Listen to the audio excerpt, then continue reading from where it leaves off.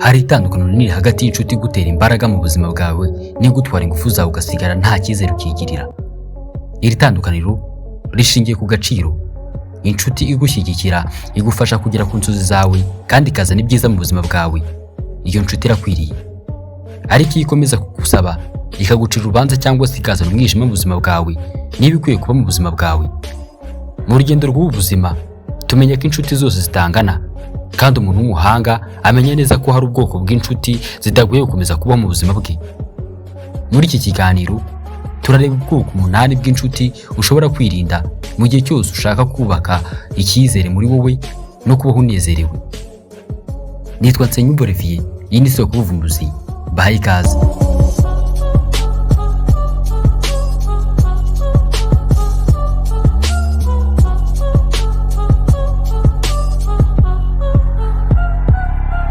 Inshuti ya mbere ugomba kwirinda, inshuti ihora ikuvuga nabi. Hari inshuti imwe ihora ireba amakosa yawe gusa, inshuti iba yiteguye kukubwira amagambo mabi agucira urubanza. Si ugutanga inama zigufasha gukura no gutera imbere, ahubwo ni ugushaka kukurimbura binyuze mu kugucira urubanza. Zirikana ko inshuti zacu zigomba kuba ari za nshuti zitunezeza kandi zitwongeramo imbaraga igihe twibuze turi kwibona hasi. Yego, inshuti zacu zadukebura mu gihe hari aho twatandukiriye, ariko zikabikora mu buryo butuma twikosora tukanakura, bitari ugutuma twumva ko ntacyo dushoboye. Iyi inshuti ihora igucira ku iteka bigira ingaruka ku kwizera kwawe no ku buzima bwawe muri rusange.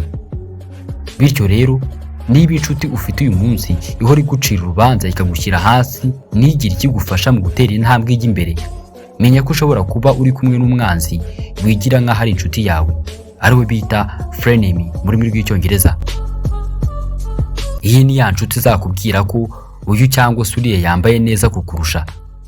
Ni ya nshuti izajya ihora mwihangana nawe no mu tuntu duto. Ni ya nshuti iza mu buzima bwawe igasiga ikumazeho izindi nshuti. Niba ugifite uburyo, reka iyi nshuti ikuvire mu buzima.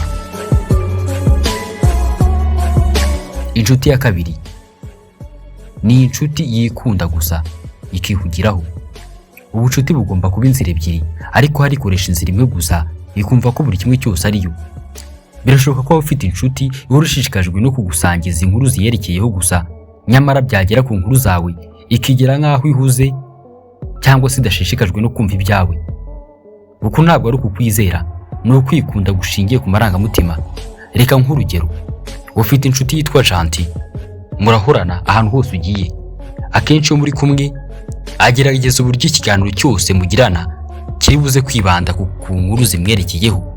Arashaka umuvuga ku bibazo ahura nabyo no ku ntsinzi yagezeho. Arashaka inama zawe, ubujyanama bwawe, kandi aho biri ngombwa umukomera amashyi, kubera ko yibona nk'igitangaza. Nyamara byagera ku nkuru zikwerekeyeho, yaba mu bibazo uhura nabyo cyangwa se intsinzi wagezeho, ikigera busy, ukabibona kidashishikajwe no kumenya ibyawe. Icyo ashaka we ni ugukira no guterwa imbaraga nawe, nyamara ntashaka ko ibyo byiza bikugeraho nawe. Iyo ufite inshuti imeze itya, igihe kinini mumarana uba wumva usa nk'uri kuvunika udatuje.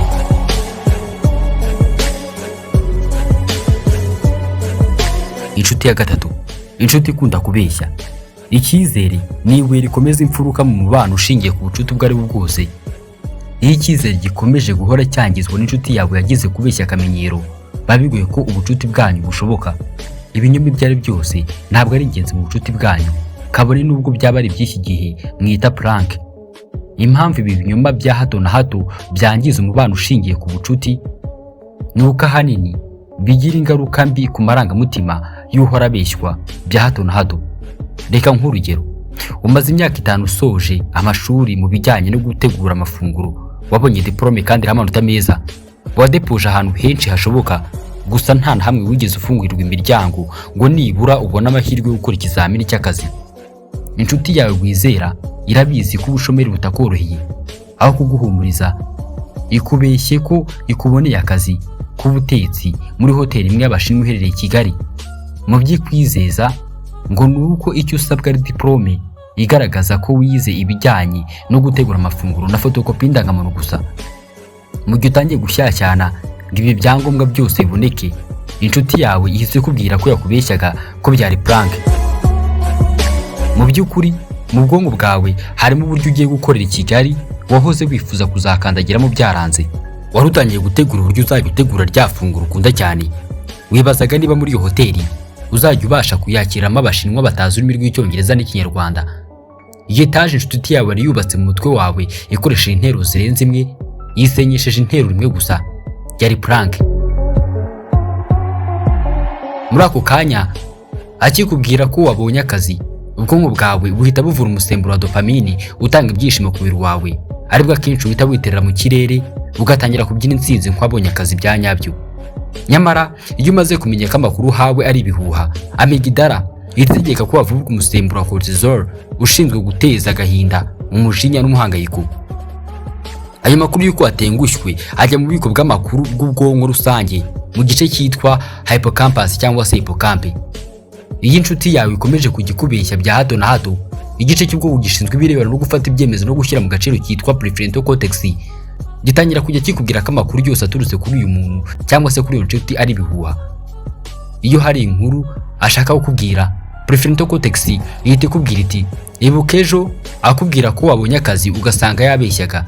Dore mu gitondo ujya kumusura yakubwiye ko ari wenyine, uhageze uhasanga abantu biwabo bose. None urashingira kuki wemeza ko iyi nkuru akubwira giraza kuba ari ukuri? Kabone n'ubwo iyo nkuru yaba ari y'ukuri, prefrontal cortex ikwemeza ko ayo makuru ari guguha, ari ibihuha, bikarangira uyatesheje agaciro. Iyo bigeze kuri urwego nibwo kuba inshuti n'umuntu uhora kubeshya biba birimo biragenda byanga, kubera ko atuma wumva udatekanye ndetse ugahora mu muhangayiko. Niba ufite inshuti imeze gutya, shaka uburyo mutandukana kuko izakwangiriza ubwonko usigare wumva ko abantu bose babeshya.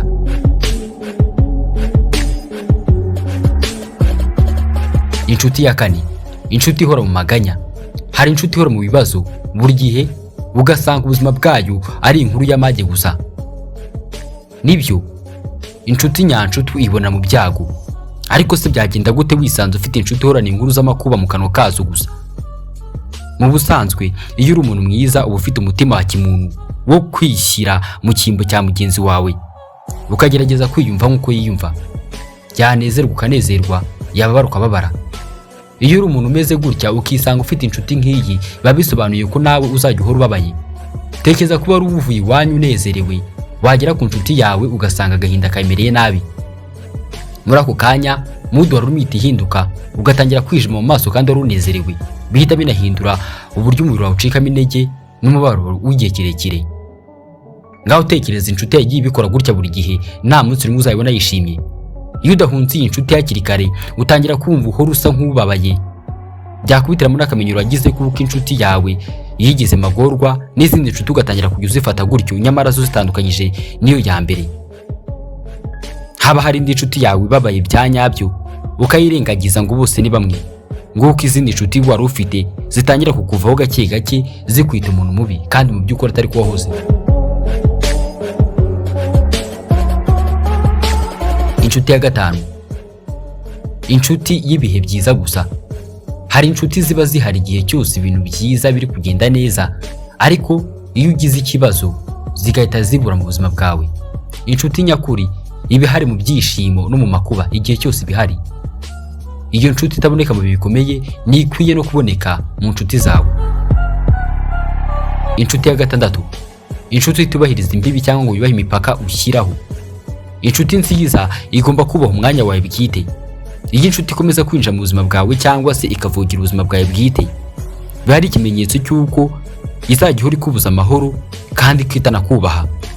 Buri muntu wese afite ubuzima bwe bwite, afite ibyo akunda wowe ushobora kuba wanga, afite ibyo yanga wowe ushobora kuba ukunda. Niko bimera muri iyi si, ntabwo abantu twese twahuza 100%. Niyo mpamvu dukenerana n'umubano wacu ukagira agaciro. Nubwo hari umugani uvuga ngo mbwira uwo mugendana nkubwira uwo uri we, ntibivuze ko ugomba kugendana n'uwo muhuje 100% kubera yuko atabaho niyo yaba ari impanga yawe. Buri muntu wese afite icyamuhuza na mugenzi we icyarimwe, akaba anafite n'icyamutandukanye nawe. Niyo mpamvu hari abantu badashobora kwicarana mu rusengero, barasengana bose niba nk'inzoga, bahuriye ku myemerere, gusa umwe yariganyije undi sambu, bahita batangira kutavuga rumwe. Icyo nshaka kuvuga aha, ufite uburenganzira bwo kugira umuntu wese inshuti, kubera ko isano ikomeye cyane duhuza ari uko twese turi abantu.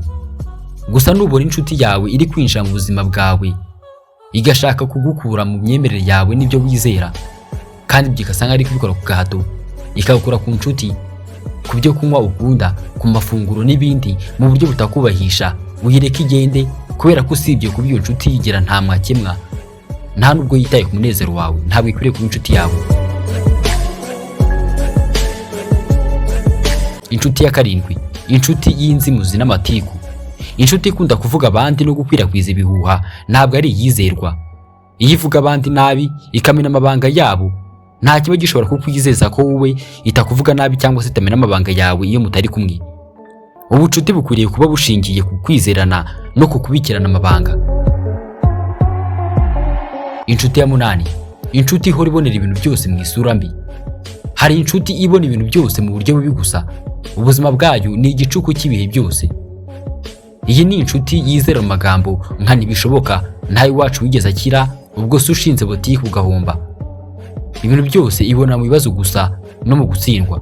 Mu magambo make ni ya nshuti idashobora kukuremamo icyizere.